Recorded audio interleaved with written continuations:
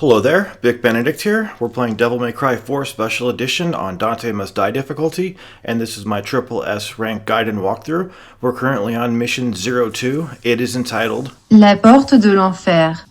The Gate of Hell. And before I start anything, I just have to say this. Last night, I went through this chapter and I no-damaged it, and then I went back to look at the raw file that Bandicam had made for me, and the lag was so bad that I couldn't use the video, so I had to lower a lot of settings on the special edition. This special edition is incredibly demanding on PC hardware, but I said to myself, I'm going to repeat what I just did. I'm going to go through this level. I'm going to no damage it. I'm going to no damage burial, or I'm not doing the guide. So it's going to be, it's that kind of ultimatum. And guess what? This is a no damage video, so I did do it again. But it's so fucking stressful to do it. And welcome to my walkthrough. I want you to be comfortable here. I want you to learn and enjoy your time with the project. Now, before we talk about anything else, I do need to mention, and you might wonder why I didn't mention this in the previous video. It's because none of the things that I'm going to talk about occur in the previous video. So what I do is I use a video editing suite that I developed in-house here at Vic Benedict Productions, which removes every cutscene, every load, even if it's half of a second, and it removes every time an enemy barrier comes up, every time an enemy barrier goes down, any sort of transaction that's not literal gameplay, it's edited out. And I've got to tell you, the type of person that you have to be to do this type of work, you have to have the patience of fucking Job. So I guess I'm Job. And I think it results in a better product, I should say. What do you think? Just take a look at it. You might say, well, it's a little on, this is a score rush on a chapter, and it kind of looks like there are things that you're hiding from us with these, but I can guarantee you that there's nothing going on here except that I am trying to just expedite the video, and I really like doing it. All I'm doing is just trimming out the little bits of fat in between that I don't think belong in a video like for this game, because this game to me is a masterpiece. It's it's just like me. It's utter perfection, and I can't tell you how much I love this game. I just could not play Devil May Cry 5. I don't like the styling system. I don't agree with it, and I don't find it fun. So I decided to come back to a game that's an utter masterpiece, namely this game. But I might come back to Devil May Cry 5 someday. I might. But at this point, I don't care for it at all. And I love this game. And the thing is, too, there's another reason why I'm reduxing this project. And yes, this is a reduxed project. So I have this SSS-Rank walkthrough on my channel from 2015. And it went through some tribulations back then, and I couldn't use the extreme editing anymore. What I was doing, I was using the extreme editing process a couple of times, and then the project had to be deleted a couple times. But the thing was, it got to the point where the video editing is so tedious that when I finally was able to do the full project, like 3 tries later, I just couldn't do the extreme editing anymore. I just because what it would just be one clip. It would be the file. But for instance, this video here has almost 30 clips just arranged one after the next. So it's extremely tedious. There's hardly anything in life that's more tedious. The assaults. This part over here can be difficult. This is one of the parts where I might get hit when I play this. So what I do is you make sure that you carry your charged shot over here as well as your exceed. And then once you hear them coming, activate double trigger, shoot the gun at charged shot level 3, and do an exceed level 3 streak over to these guys. And basically all you have to do is just wait for the gun to recharge all the way.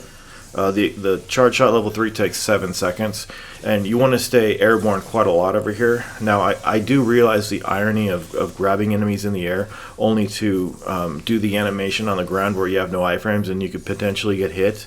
But if you're working fast here and staggering people and making sure everybody's getting shot with the with the gun, and then they're getting staggered and launched, that's a pretty good place to stand.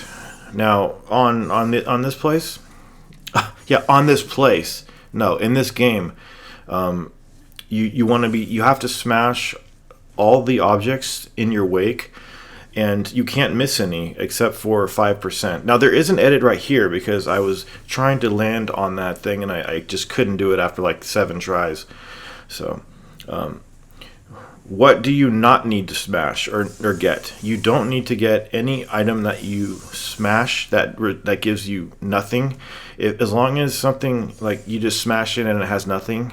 There are some chairs like that in this game, but they just have nothing. Those aren't counted against you. You don't have to smash those huge red crystals that we saw one in the previous zone. You don't need to smash those. You don't need to do the combat adjudicators. Those don't count against you. And that's it. And I'll talk about this later because we don't have much time in this video. Anytime that when you play this game, the game has a very specific course for you. It wants you to go in a specific set of rooms. You can go where you like, and it's not open world, thank God, but they have a specific course for you, and if you do deviate from that course and you go in a room that's not required for you to go in there, you have to smash everything in there. Otherwise, when you leave it and you leave anything unsmashed, those orbs are going to count against your score, and you probably won't get the red orbs, the points for those at the end.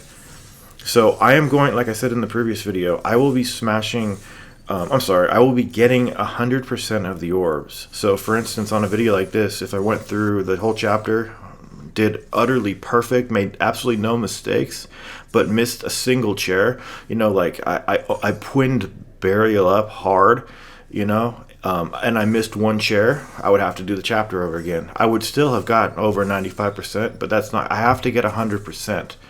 That's just, for me, but you don't have to do that. Don't worry about that. You don't have to do that. So this enemy is really simple. This enemy is like this enemy feels like it's not even an enemy.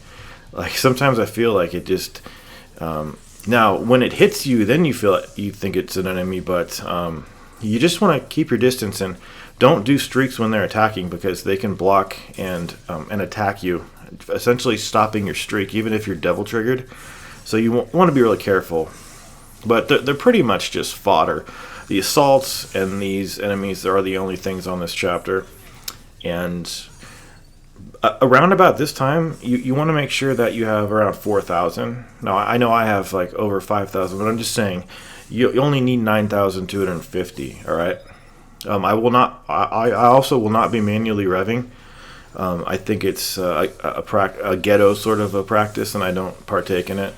And I realize how frustrating it is to always miss the exceeds, but we have an optional fight over here. Oh, also, if you are behind in style, you can, you see that area where we came out of to get here? You can leave this area, go to the previous area where that tall thing was that I was trying to jump on, remember? You can go and then come back here, and you can fight more of these guys a couple times, and you can, get more stylish points for yourself if you want to. I will never be doing that in this walkthrough, but just note that you can. All right. So in the next chapter, we will be talking about the Red Queen combos, the 4 Red Queen combos. I apparently I don't have enough time, and I wanted to do that, so we'll talk about that in the next video. Here we go, burial. At this point, when you're getting this close, like you feel so fucking sick to your stomach. You're so worried.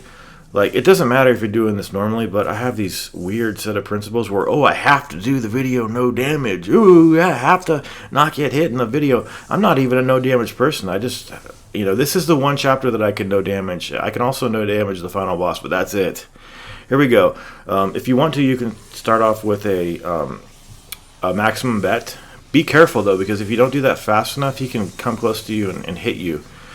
You don't want to attack his hindquarters and his tail, because he has a kick that will hit you. Basically, you want to stay at mid-range. You don't want to be too close to him, and you don't ever want to be too far away from him, because if you're too far away from him, he is going to do a charge across the screen that you need to carefully jump over with double jumps, or you can do table hoppers.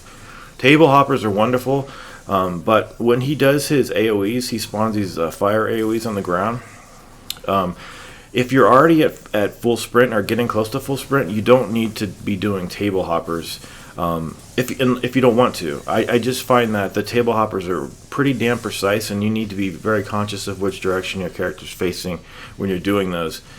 So what I do is I just circulate and keep my momentum going so that I can go into a sprint if he's going to do that. So basically, all you see me doing is just jumping. When his sword comes down, I jump through it with the iframes of the jump. And then when he changes color like this, he's grabbable. So you want to do an air grab and a ground grab, and then you want to hopefully not mess up like I just did right there. I was trying to do another maximum bet. See, I can grab him right now, but I've lost to greed before, and I don't want to do it here again. So this boss, when you think about it, you really don't have to do much except for charge shot level 3s, and Excalibur's over to him, which is that back forward move in the air. Here we go. He's doing his AoEs. I'm at full sprint. You just need to be really careful of that blade when it comes down. But 2 nights in a row, I did that fucker no damage. Oh man, it is so nerve-wracking, especially when you're getting to him. Jesus H. Christ, man. But the fun times, unparalleled. Clear time of 14 minutes and 32 seconds.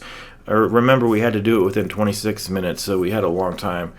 And our stylish points, we needed 9250. We exceeded 10,000, so we had 10,675. And of course, we got all of the orbs. That has been mission 02. I will see you in mission 03. And as we transition from one to the next, I would ask that you would please take care.